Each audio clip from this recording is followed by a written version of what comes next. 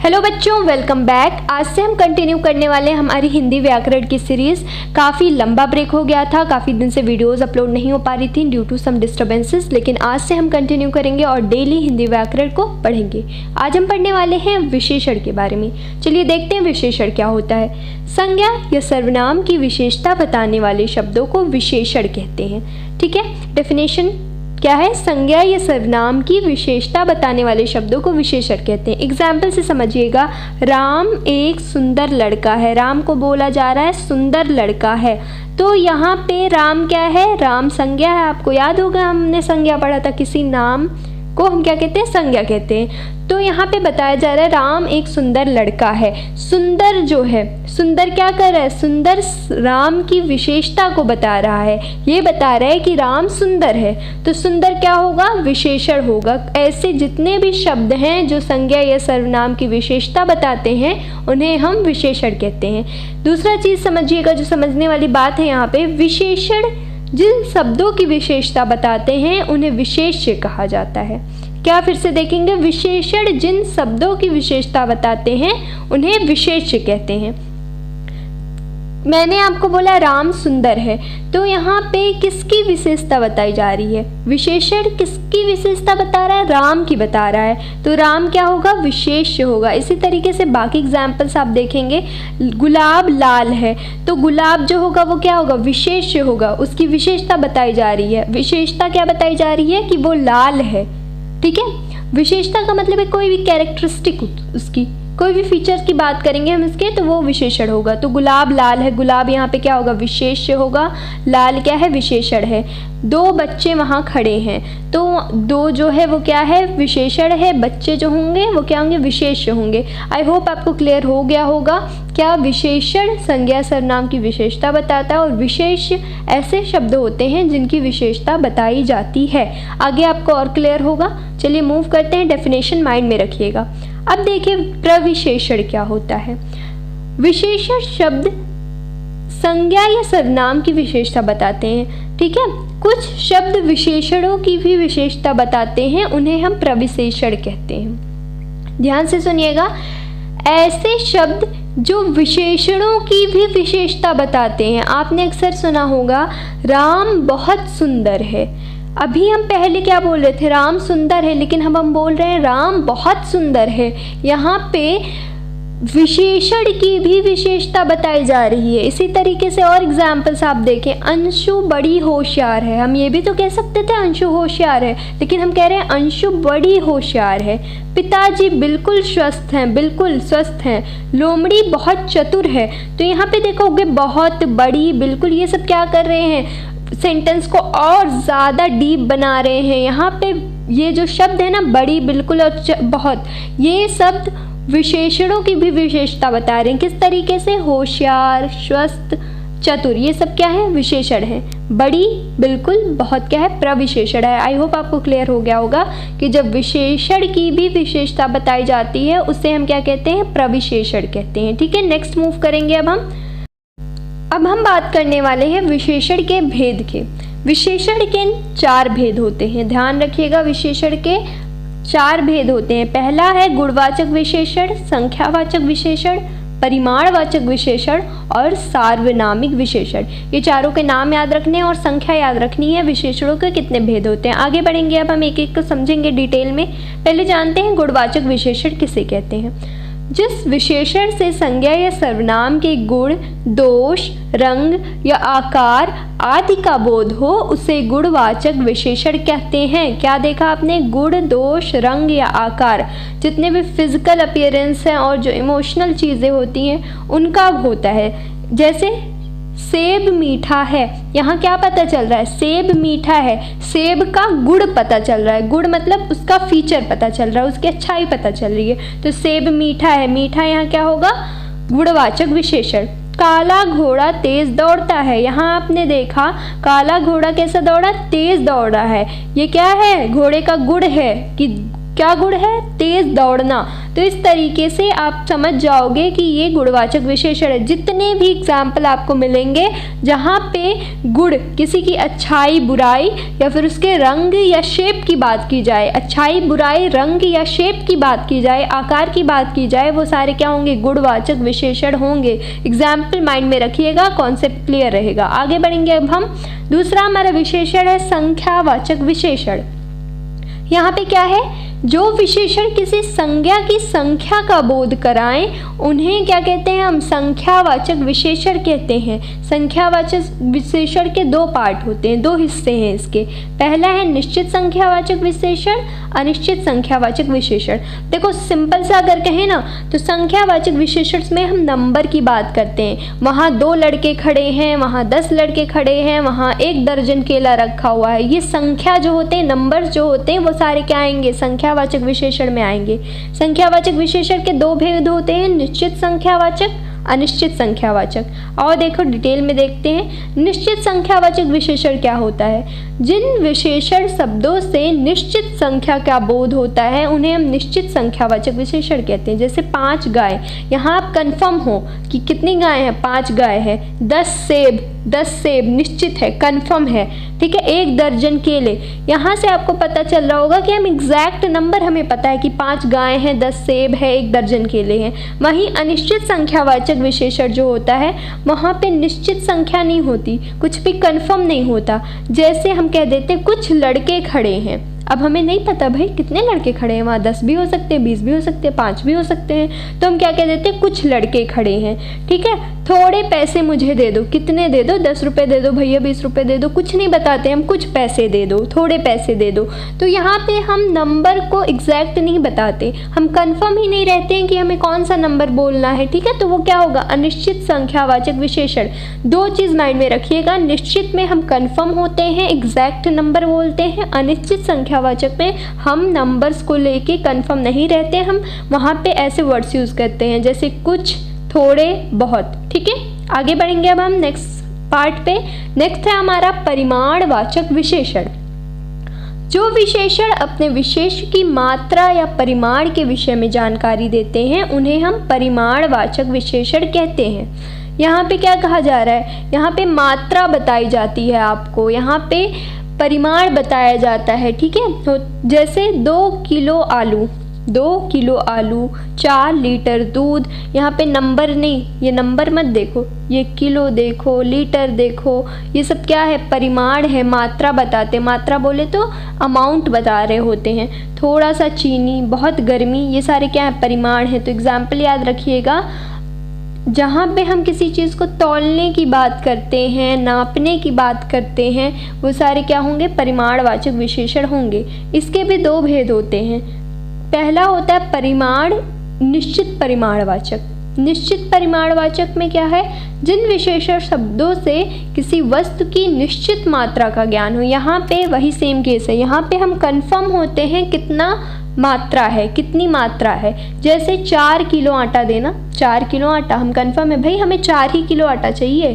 10 metre कपड़ा देना, 10 metre कपड़ा ही चाहिए हमें, हम एग्जैक्ट, हमें पता है कितना चाहिए। तो जब आपको मात्रा जो है एग्जैक्ट पता हो, 10 kilo, 20 kilo, 4 litre, 10 litre, 1 metre, 2 metre, जब आप एग्जैक्ट नंबर बोलते हो, एग्जैक्ट परिमाण बोलते हो, मात्रा बोलते हो, वो क्या होगा? है आपका परिमाणवाचक, निश्चित परिमाणवाचक विशेषण। आगे बढ़ेंगे अब हम, नेक्स्ट मूव करते हैं। नेक्स्ट में हमारा क्या है? अनिश्चित परिमाणवाचक। अनिश्चित परिमाणवाचक क्या होता है? जिन विशेषण शब्दों में वस्तु की निश्चित मात्रा का बोध ना हो। यहाँ पे आप कंफर्म नहीं होते हो कि हमें कोई भी चीज़ कितनी मात्रा में चाहिए। थोड़ा सा दूध लेकर आओ, यहाँ पे हम ये भी तो कह सकते थे 1 लीटर दूध लेके आओ, लेकिन नहीं, हमें एग्जैक्ट नहीं पता है भाई कितनी मात्रा में हमें दूध चाहिए, हम इसलिए कह देते थोड़ा सा दूध लेके आओ। कुछ पैसे मुझे भी दे दो, हमें नहीं पता कितने पैसे चाहिए, कुछ पैसे मांग रहे, ठीक है। थोड़ा सा कपड़ा ले आना, ठीक है, थोड़ा सा तेल देना, कुछ ये करना, वो करना। इस तरीके की जब बातें करते हैं जहाँ पे हमें मात्रा का एग्जैक्ट बोध ना हो और हम ऐसे ही शब्द यूज़ करते हैं जैसे थोड़ा सा, कुछ, ये सारे क्या होंगे? अनिश्चित परिमाणवाचक होंगे, ठीक है। समझ में आई बात? आप बहुत ही रिलेटेड है संख्यावाचक और परिमाणवाचक। संख्यावाचक में हम गिनती की बात करते हैं, जहाँ पे दो तरीके के होते हैं, अनिश्चित संख्यावाचक, निश्चित संख्यावाचक। परिमाण में हम मात्रा की बात करते हैं, किलो, लीटर, मीटर, इन सब तरीके का। और यहाँ पे भी दो होते हैं, निश्चित, अनिश्चित। आगे मूव करेंगे। नेक्स्ट हमारा जो सर्वनाम है, चौथा लास्ट वाला, वो है सार्वनामिक या संकेतवाचक विशेषण। एक चीज़ याद रखनी है, सार्वनामिक को संकेतवाचक विशेषण भी कहते हैं। जो सर्वनाम शब्द संज्ञाओं से पहले आकर उनकी ओर संकेत करते हैं, उन्हें संकेतवाचक या सार्वनामिक विशेषण कहते हैं।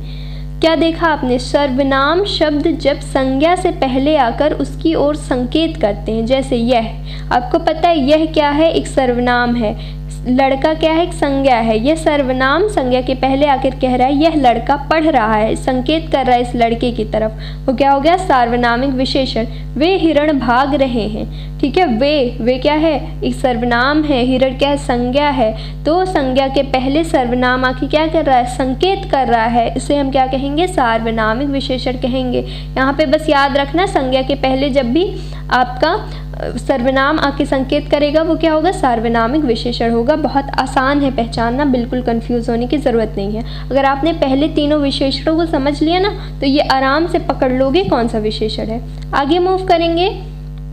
अब हम देखेंगे विशेषणों की रचना कैसे होती है। विशेषण 4 शब्दों से बनते हैं। विशेषण 4 शब्दों से बनते किनसे?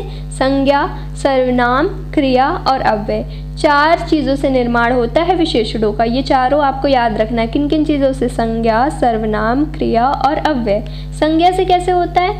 भारत, भारत से भारतीय बन जाता है। भारतीय क्या है? एक विशेषण है। उत्तर से उत्तरी बन जाता है। उत्तरी क्या है? एक विशेषण है, ठीक है। इसी तरीके से सर्वनाम से यह से ऐसा बन जाएगा, जो से जैसा, वह से वैसा, ठीक है। क्रिया से भागना से भगौड़ा, पढ़ना से पढ़ाकू, बेचना से बिकाऊ।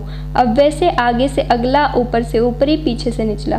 मैं क्यों बता रही हूँ आपको माइंड में रखना है कि विशेषण किन किन चीज़ों से बनते हैं। संज्ञा से बनते हैं, सर्वनाम से, क्रिया से, अव्यय से। और एक बार ये एग्जाम्पल्स को देख लीजिएगा किस तरीके से बनते हैं, ठीक है। वैसे बहुत इंपॉर्टेंट नहीं है, लेकिन ये चीज़ याद रखना कि किन किन शब्दों से बन सकते हैं विशेषण।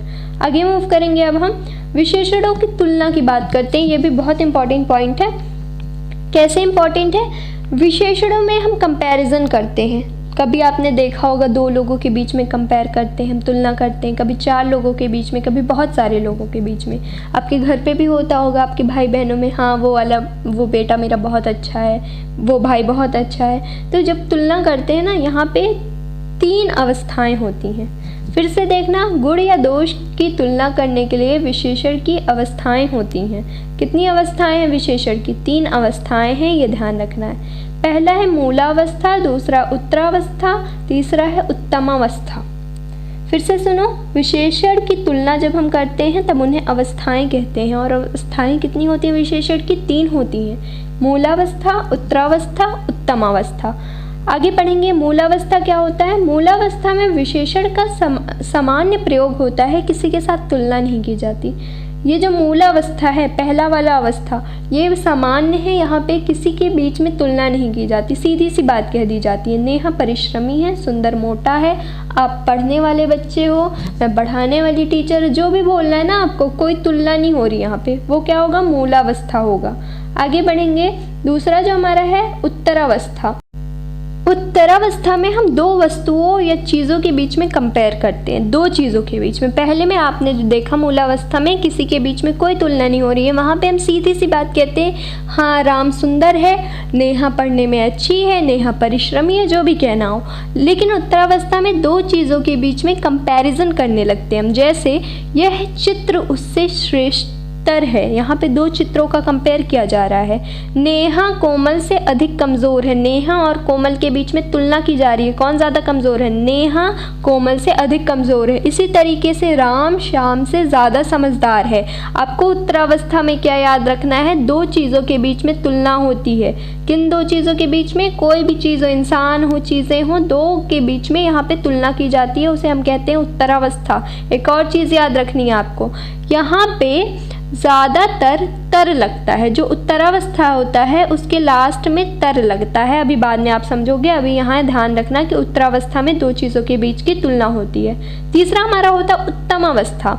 यहाँ पे दो से अधिक व्यक्तियों के बीच में जब तुलना की जाती है तब हम उसे उत्तमावस्था कहते हैं। उत्तरावस्था में दो चीज़ों के बीच में तुलना हो रही है। जब दो से अधिक चीज़ों, व्यक्तियों या प्राणियों के बीच में तुलना की जाती है तब उसे हम उत्तमावस्था कहते हैं, दो से अधिक। जैसे आयुष सबसे अच्छा लड़का है। जितने भी लड़के हैं ना उनमें सबसे अच्छा कौन है? आयुष है। यह निबंध श्रेष्ठतम है। सबसे सारे जो निबंध हैं उन सब में कौन सा निबंध श्रेष्ठ है? ये वाला निबंध श्रेष्ठ है। यहाँ पे आप सारी चीज़ों का कंपेयर करते हो, सिर्फ दो चीज़ों का नहीं, बहुत सारी चीज़ों का कंपेयर करते हो। समझ में आई बात? उत्तमावस्था में क्या है? जब आप दो से अधिक चीज़ों के बीच में तुलना करते हो वो क्या होता है? उत्तमावस्था होता है। ठीक है, तीनों समझ में आए? मूलावस्था में कोई तुलना नहीं होती, उत्तरावस्था में दो चीज़ों के बीच में तुलना होती है और उत्तमावस्था में दो से अधिक चीज़ों के बीच में तुलना होती है। एक चीज़ याद रखनी है, मूलावस्था कैसे होता है ये देखा लो, सिंपल सा बात होती है यहाँ पे, उच्च, कठिन, महान। लेकिन उत्तरावस्था जो होता है ना, उत्तरावस्था में आप तर लगाते हो लास्ट में। पहचान याद रखना, उत्तरावस्था के आखिर में हमेशा तर लगा हुआ होता है, जैसे उच्चतर, कठिनतर, महानतर। तो बाई चांस अगर क्वेश्चन आ जाए कि उच्च को उत्तरावस्था में कन्वर्ट करना है तो आपको क्या लगाना है? लास्ट में तर लगाना है, तारा तर। उत्तमावस्था में क्या होता है? उत्तमावस्था में लास्ट में हमेशा तम लगता है, उच्चतम, कठिनतम, महानतम। ये याद रखना, ये एक ट्रिक है। इसी तरीके से और एग्जाम्पल्स देख लो। सुंदर, सुंदर में तर लगा दोगे वो क्या हो जाएगा? उत्तरावस्था हो जाएगा। उसमें तम लगा दोगे वो उत्तमावस्था हो जाएगा। समझ में आई बात? मूलावस्था सिंपल होता है, उत्तरावस्था में हमेशा तर लगा हुआ होता है और उत्तमावस्था में लास्ट में तम लगा हुआ होता है। नेक्स्ट मूव करेंगे, अब हम देखेंगे प्रीवियस ईयर क्वेश्चन जो कि अलीगढ़ में पूछे गए हैं फ्रॉम विशेषण। क्या क्या है? पहला क्वेश्चन है, हिंदी व्याकरण में सामान्यतः कितने भेद हैं? कितने भेद होते हैं हिंदी व्याकरण में? अभी हमने पढ़ा, जी हाँ बिल्कुल सही, 4 भेद होते हैं सामान्यतः। ठीक है, आगे देखेंगे, इस तालाब में अनेक मछलियां हैं, इस वाक्य में विशेषण है। यहाँ आपको बताना है कौन सा विशेषण है। इस तालाब में अनेक मछलियां हैं, सार्वनामिक विशेषण? नहीं, ये तो नहीं है मैम। परिमाणवाचक विशेषण, निश्चित परिमाणवाचक विशेषण, अनिश्चित परिमाणवाचक विशेषण। यहाँ पे आप देखोगे अनेक मछलियाँ लिखा हुआ है, हमें एग्जैक्ट नहीं पता कितनी मछलियाँ हैं, तो क्या करेंगे हम? अनिश्चित परिमाणवाचक पर मार देंगे, क्योंकि हमें नहीं पता यहाँ 10 मछलियाँ, 20 मछलियाँ, कितनी मछलियाँ हैं, कितने किलो मछलियाँ हैं। यहाँ पे हम कह रहे हैं अनेक मछलियाँ, वो क्या होगा? अनिश्चित परिमाणवाचक विशेषण। आगे मूव करेंगे, इस दूध में कम पानी मिला है, ये गलत हो गया, ये काम नहीं है, कम है, कम पानी मिला है। यहाँ पे आपको बताना है कौन सा विशेषण है। इस दूध में कम पानी मिला है, निश्चित संख्यावाचक, अनिश्चित संख्यावाचक, निश्चित परिमाणवाचक, अनिश्चित परिमाणवाचक। ये वाला आंसर आप कमेंट सेक्शन में बताओगे मुझे कि यहाँ पे कौन सा सही रहेगा। ठीक है, ये पूरा था हमारा विशेषण का पार्ट। नेक्स्ट हम पढ़ने वाले हैं कारक। चलिए आज के लिए इतना ही। Thank you everyone, have a good day.